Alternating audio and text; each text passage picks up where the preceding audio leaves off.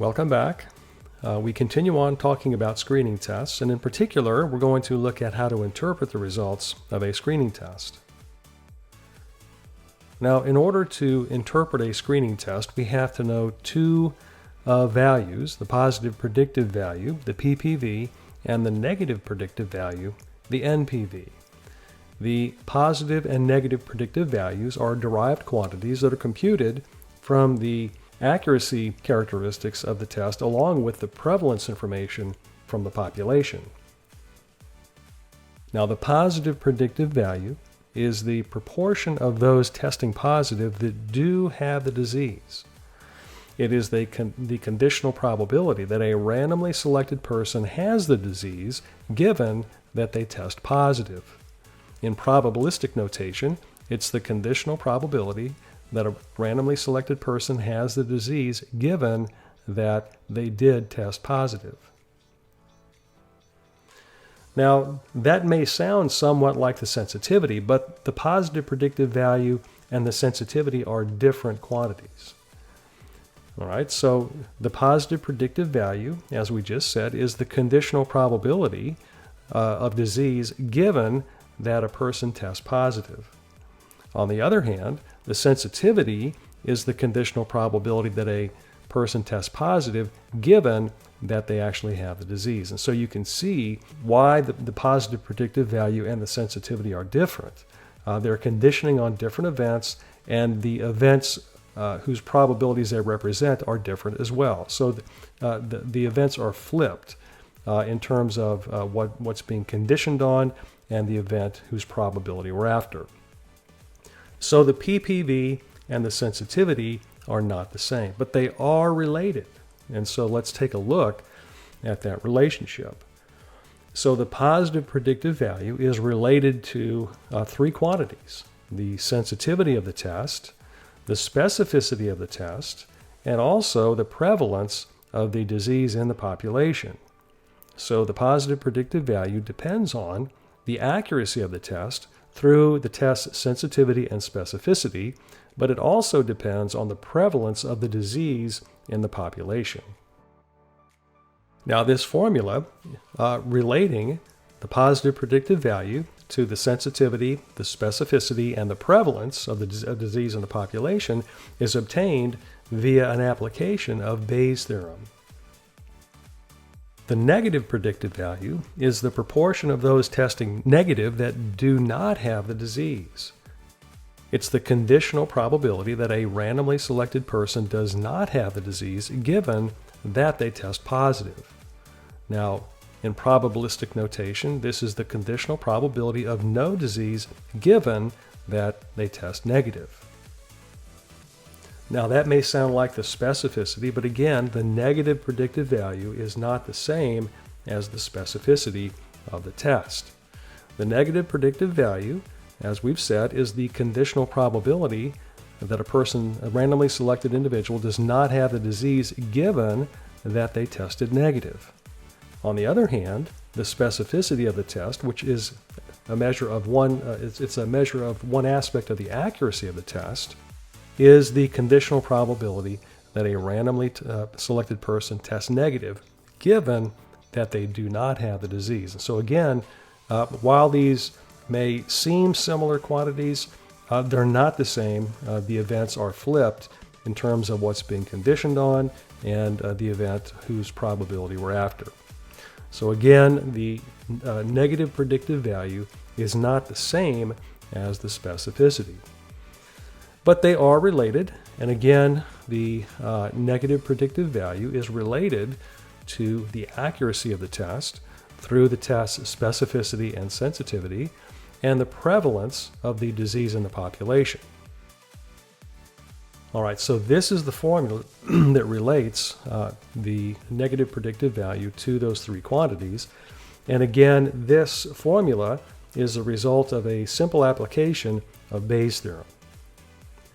Now let's talk about the dependence of both the positive predictive value and the negative predictive value on the prevalence of disease in the population. Looking at those formulas that we just presented, it may not be obvious of the nature of that dependence, but that's what we're going to talk about now. In particular, the positive predictive value is an increasing function of the prevalence of disease in the population. And so what exactly does that mean? Well, for given values of sensitivity and specificity, in other words, for a particular screening test, the positive predictive value will be lower in populations with low disease prevalence and higher in populations with high disease prevalence. And that makes sense if you really think about what a conditional probability is doing. We start off, we have an assessment of the probability of selecting a person with disease, all right, and that is given by the prevalence. And then we update that assessment by incorporating new information, in particular, the results of the screening test, and we do that through its, or by taking account of its accuracy as measured or as quantified by the sensitivity and the specificity. Okay, and so this should really make a lot of sense. So again, the PPV, the positive predictive value, is an increasing function of the prevalence of disease in the population. And here is a graph showing an example of this. This is a graph for a test that has, let's see, so we can see here that it's the positive predictive value on the vertical axis and against the prevalence on the horizontal axis. Now, again, prevalence is a probability, and so the range of values that we are considering on the horizontal axis range from 0 to 1. Likewise, the positive predictive value is a probability, and so the range of values on the vertical axis that we consider are also from 0 to 1. Now, graphs such as this depend on the particular characteristics of the screening test through its sensitivity and specificity. So for different levels of sensitivity and different levels of specificity, the particular curve would change, but it would still have this increasing relationship that we're seeing right here. Now, this happens to be the PPV curve for a test that has a sensitivity of 0.95 and a specificity of 0.95. And so this would seem to be a fairly accurate test because the sensitivity and the specificity are both fairly high. And we can see here that when applied to a population with a low prevalence of disease, say 2% or 4%, something like that, then we see here that the positive predictive value, which is the probability that a person actually has the disease, given that they tested positive, we see that the PPV would be fairly low. But we can see that as we increase, as the population prevalence increases, we see that the PPV increases fairly quickly. And then at some point, that increase is going to attenuate, right? But it will still continue to increase until we get out here to the end. So this shows the relationship between the positive predictive value and the prevalence of disease in the population. Again, the PPV is an increasing function of the prevalence of disease. Now, the negative predictive value, the NPV, is a decreasing function of the prevalence of disease in the population. Specifically, for given values of sensitivity and specificity, the NPV will be higher in populations with low disease prevalence and lower in populations with higher disease prevalence. Now, here is a graph that shows this relationship. We can see that this is a graph of the negative predictive value on the vertical axis versus the prevalence on the horizontal axis. And again, on both axes, we're considering values that range from 0 to 1 because we're dealing with probabilities. This is the NPV graph for a test that has a sensitivity of 0.95 and a specificity of 0.95. And we can see here that for values of prevalence that are fairly low, the negative predictive value is quite high. And so now let's remember what the negative predictive value is. It's the conditional probability that a person does not have the disease given that their test came back positive. And so for those populations where we have lower disease prevalence, we see that the negative predictive value will tend to be high. But as the prevalence increases, we see that the negative predictive value decreases slowly at first, but at some point it's going to drop off very quickly. Now, the rate of decrease and the point at which it really starts to drop off will depend on the characteristics of the test. In particular, it will depend on the sensitivity and the specificity of the test. Now, it's not uncommon in the real world for two or more screening tests to be combined in some way in a sequential or parallel fashion. And so, for example, we're going to consider now what's called a sequential two-stage screening test. So consider a two-stage screening test procedure in which the second test is administered only if the first test is positive. And so that's what makes this a sequential test. Now, this two-stage test will be considered positive if and only if both tests are positive. The test will be negative if either of the two tests is negative. And so the question with this kind of a test, what would be the sensitivity and the specificity for this kind of a sequential test?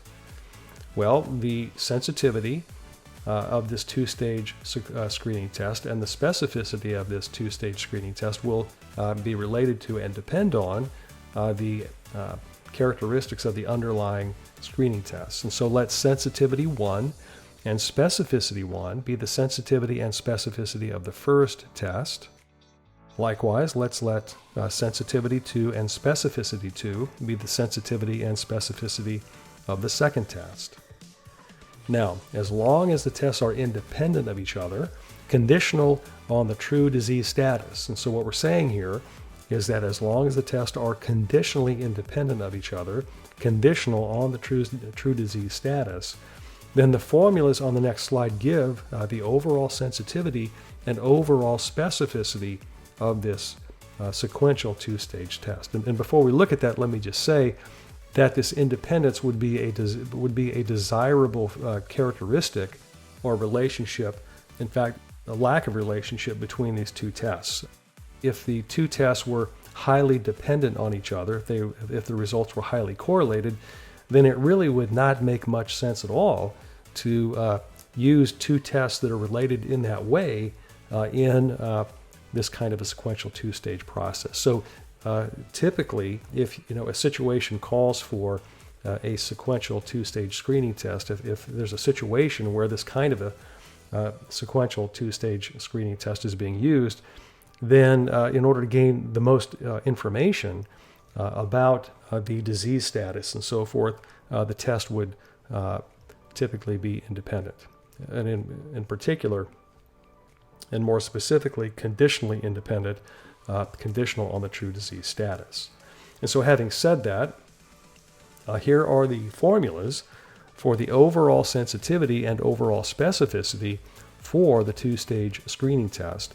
And these are expressed in terms of the accuracy characteristics of the two component tests. And so we see here that the overall sensitivity is equal to the product of the sensitivities of the two tests, and the overall specificity is equal to the sum of the specificities of the two tests minus the product of the specificities. So in order to interpret the results of a screening test, we need to be able to calculate the negative or the positive predictive value and or the negative predictive value. And really, which one we would need depends on the outcome of the test. If a test comes back positive, then we would want to know the positive predictive value. On the other hand, if the test is negative, then we would want to know the negative predictive value. And we've also seen here in this lecture how we can come up with tests that are perhaps more accurate and more useful, by combining two screening tests in a particular format. And in this particular example, we looked at a sequential two-stage test. Now, there are also ways of combining two screening tests in parallel fashion, all right, but we're not going to look at that. This is very useful. This is used in many situations. And in a subsequent lecture video, we'll look at an application of this kind of a test.